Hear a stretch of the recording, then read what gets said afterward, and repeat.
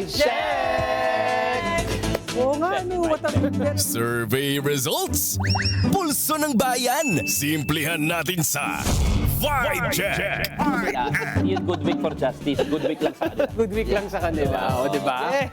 Simulan na natin itong Good Week on Justice and Accountability, ang talakayan sa huling survey ng mga kaibigan natin sa Okta Research kaugnay ng presidential race sa 2028 elections. Lumabas sa nasabing survey na lumiit ang lamang ni Vice President Sara Duterte laban kay Mayor Leni Robredo. Nakikita nyo dyan, ha?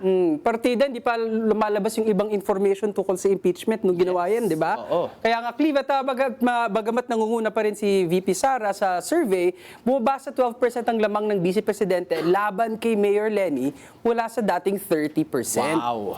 Bumaba ang lamang, pero di ba Carlo, nauna nang sinabi ni Mayor Leni Robredo na hindi siya tatakbo sa 2028 national elections dahil plano niyang tumakbo ulit bilang alkalde ng Naga City. Pero umaasa pa rin ang mga mambabatas mula sa oposisyon na magbabago ang isip ni Robredo dahil matagal pa ang susunod na eleksyon. Oh, mga kababayan, mga kababayan, para sa inyo, ano kaya ang dahilan sa pagliit ng lamang ni VP Sara laban kay Mayor Leni? Ang laki ang laki nun, masyado malaki. 20% ba yung parang ano, no? Nakaka-apekto kaya ang impeachment at issue ng katiwalian laban sa Vice Presidente kaya bumaba ang bilang ng mga pumapabor sa kanya. Everyone.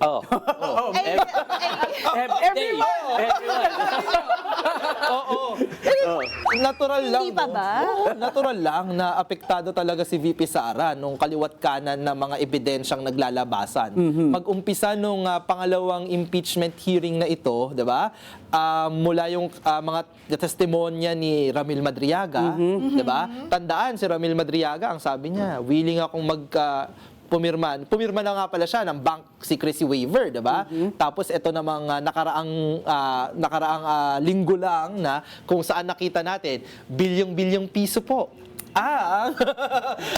naglabas-masok sa bank account ng mag-asawang Sara Duterte at ang kanyang asawa, no, na Bilyong piso? Oh. Bilyong piso? Ay, ang tawag yan, paldo. Paldong. Ang hirap naman dito, kakabalik ko lang, mali na naman. Ikaw kasi, ano bang Hindi, pero yun nga, no, kaya hindi nakakagulat na bumaba na ang lamang. Pero bukod doon, tingin ko, dahil din sa mga nangyayari sa mga ating bayan, no, may pagkauhaw na din talaga yung mga kababayan natin para sa isang pinuno at gobyerno na magpapakita sa atin ng pananagutan, mabuting pamamahala, hindi tayo pagnanakawan, hindi katakataka na bumabalik sa kanilang isipan si Mayor Leni Robredo, di ba? Correct. Eh ako naman, hindi naman kasi ako naniniwala na yung taong bayan bulag, no? Nagugulat nga ako ngayon at natutuwa kasi ang dami nagsasabi na naloko sila. Ibig sabihin, ang dami ko na nakita ng mga past supporter ng mga Duterte na ako naniniwala naman ako kaya naman nila sinuportahan si Duterte noon kasi gusto rin nila ng pagbabago sa lipunan. Gusto rin nila ng mas magandang gobyerno. Gusto rin nila ng mas matiwasay na bansa at mas ligtas na bansa, di ba? Pero ang sinasabi nila ngayon naloko kami. Naloko kami. Kaya Nabudol. nabudol. Bakit? Kasi alam naman nila kitang-kita naman all indicators show, no? Corrupt. Si Sara Duterte, corrupt si Rodrigo Duterte. Nang maalala mo nung unang episode nung unang ikalawang hearing, 'di ba? Nung unang beses naglabas ng mga ebidensya, nakita rin natin na link sa droga. Itong mga Duterte na hindi pala totoo. Nagalit sila sa droga, bagkus kumikita sila sa droga. Batay na doon sa mga pumapasok na mga cheque na sabi nga ni Senator Trillanes, no, itong mga perang ito nanggaling kala doon sa mga kilalang personalities, di ba? Na alleged na drug lord yan, alleged mga drug personalities. Sinabi rin ni Madriaga sa magnetic lifter, di ba? Na involved sila 6 billion pesos na shipment yan, ha. Ibig sabihin, noong supposedly inuubos nila yung droga on the ground, di ba? Sabi ng mga eksperto dito mga kaibigan, law of supply and demand. Pagka hindi mo tinalakay yung mga ugat ng problema, Di ba? Katulad yung droga naman kasi hindi naman lang yung supply yun eh. The reason why a lot of people take drugs is because sira ang pamilya, walang suporta sa gobyerno, naghihirap, di ba? Kaya nga naging addict eh. Ibig sabihin, biktima rin sila ng circumstances. Kung nandiyan pa rin yung mga problema na yan, tinanggal mo yung supply, law of supply and demand, ano mangyayari? Tataas ang presyo ng droga.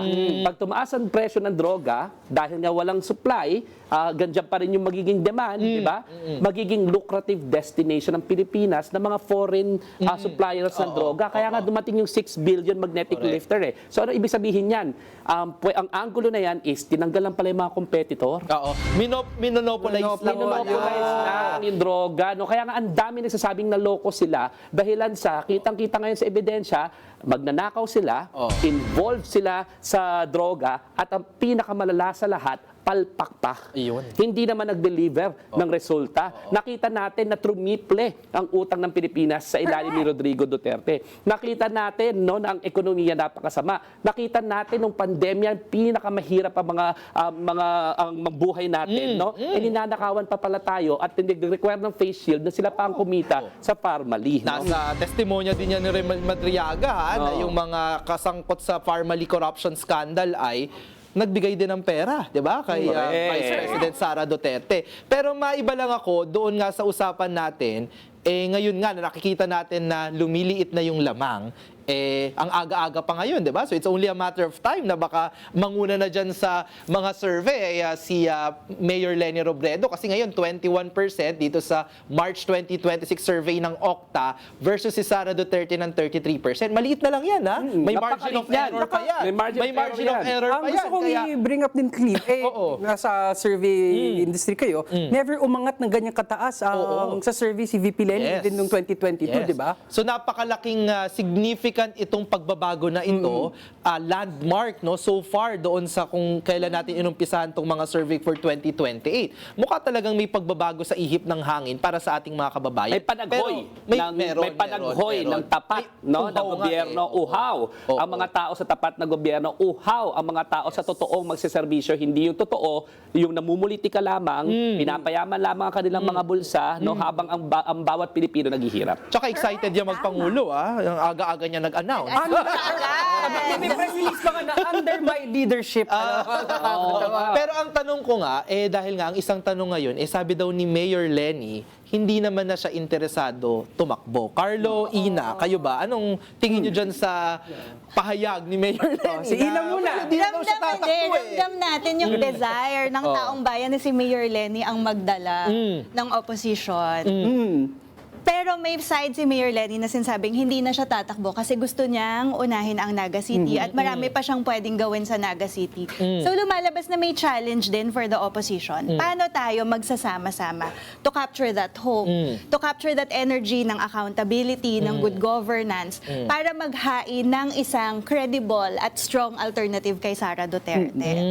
Doon ako excited kasi gusto ko makita paano tayo ngayon pwedeng mag-usap-usap, paano tayo pwedeng magkasundo kung sino ang itatapat natin kay Sara Duterte. At hindi ba interesting, Ina, na ang dalawa sa pinaka nangunguna ngayon sa laban sa 2028 na potential ay parehas na babae? Kaya nga. What do you think of that?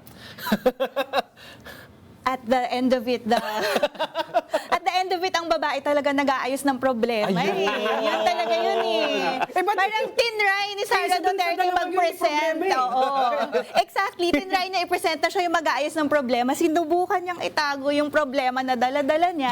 Pero unti-unti siyang naisisiwalat. I agree naman. Undeniable. Agree Ang naman problema yung mga babae nag-aayos, yung misis ko nag-aayos ng mga problema Diba? namin. Carlo. Ako tingin ko nga, bagamat may ganung pronouncement si Mayor Leni, parang feeling ko naman may pagkakataon pa rin naman, nananalig pa rin ako na kailangan lakasan ng mga supporters niya ang panawagan, no? Mayor Leni, baka sakaling magbago pa ang iyong isip. So palagay ko yung mga 21%, feeling ko naman nakikinig naman sa numero ang ating butihing mayor ng Naga. No? Na talagang dadating sa punto na wala na talaga. No? Yun nga, so panawagan lang ay palakasin pa natin ang panawagan para kung tatakbo pa talaga kayo, ma'am, o hindi. So baka magbago pa ang isip. Umaasa lang ako doon. Ako tingin ko yung katabi mo, Carlo, si Attorney Talagang Tino. hinduin natin. Tingin ko siya Sinadya meron natin siyang tuloy. panawagan para kay Ma'am Leni. Nanawagan ka ba? Ako kasi, Yes. Attorney Dino. I've had the privilege of seeing Mayor Lenny up close, no? Nung kampanya. Alam mo, ang lagi ko nga sinasabi nung kampanya, grabe tong si Ma'am, mas matanda sa akin ang di hamak. Pero siyang huling-huling aalis doon sa kwarto at siyang una magre-report. At yung mga napuntahan ko sa kampanya, hindi naman ako lagi kasi may trabaho naman ako doon, hindi naman ako yung kandidato, although ako yung surrogate ni Laila de Lima, napuntahan ko napakaraming mga lugar. Napakasipag talaga ni Mayor Lenny. Napakasipag talaga. And considering na I've seen her up close, naniniwala kasi ako, hindi ako nagdududa eh. Pasensya na kayo ha. Ako naman hindi ako nagdududa. Na si Mayor Lenny will always be mission ready. Kung ito ang kailangan ng ating bansa, di ba? Kailangan natin ng good governance, di ba? At alam niyang she can deliver and the people want her, she will respond. Doon ako sigurado. At alam mo, kaya rin ako, sinasabi niya naman eh, di ba? Marami pa siyang magagawa sa Naga. Tama naman eh, di ba? Pero baka mas marami siyang magagawa para rin sa Naga kung Pangulo siya. Tama. Di ba? So, hindi yun mutually exclusive eh. So, pasensya na po kayo sa mga kababayan ko sa Naga. Pero ako po yung naniniwala, hihiramin pa rin po ng ating bansa si Mayor Lenny sa inyo. Ultimately naman, di ba, lahat tayo makikinabang, kabilang na rin dyan sa Naga. So, hindi ako nagdududa. Hindi ako nagdududa. Mayor Lenny will always respond to what the country needs and to the people's call. Tsaka marami din tayong mga kaibigan dyan sa Naga. At wala tayong duda na ang ating mga kababayan sa Naga ay handa naman ulit na ialay sa bayan muna. Ang kanilang alkalde, di ba? Kung yan talaga yung makakabuti para sa bayan. Saka padayon, di ba? Unang-unang Bicolanong presidente. Di ba? Dami na naging Ilocano, mga kapwa ko Ilocano, di ba? Pero baka naman sa panahon na ito, isang Bicolana ang kailangan ng ating bansa, no? Saka hindi rin naman ako nag-aalala para sa Naga kasi yun ang advantage ng isang good leadership na simulan ni Mayor Jessie Robredo. Na kapag pinatibay mo yung institusyon ng local governments, masasana yung mga tao na ganung klaseng pamamahala at pamumuno yung kikitin. So maski naman si Mayor Lenny ay papunta sa ibang posisyon sa national government, ay maniniwala naman tayo, hindi naman mapapariwara ang Naga. You know? Kaya dahil respondiyan si Mayor Lenny sa panawagan ng taong bayan, kailangan po natin manawagan. Tama, di ba? Kaya nga ang lagi ko sinasabi, Strategy. every Friday, ako'y magsusoto ng pink. No? Okay. On Fridays, we Ganon. wear pink. Dahilan sa, no, nananawagan po tayo kay VP Lenny Robredo. Ninang! Ninang ko yan sa aking kasal eh. Ninang, di ba?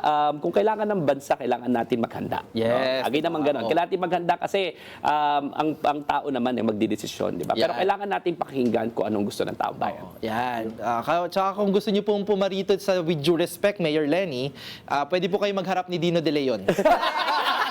Kaya niya po kayong kumbinsihin kung bakit kailangan po na tumakbo kayo sa 2028. Pero syempre, hindi lang naman kami ang magdadadaldal dito. Kayo, kung may opinion kayo, maaari rin kayo makisali sa ating huntahan.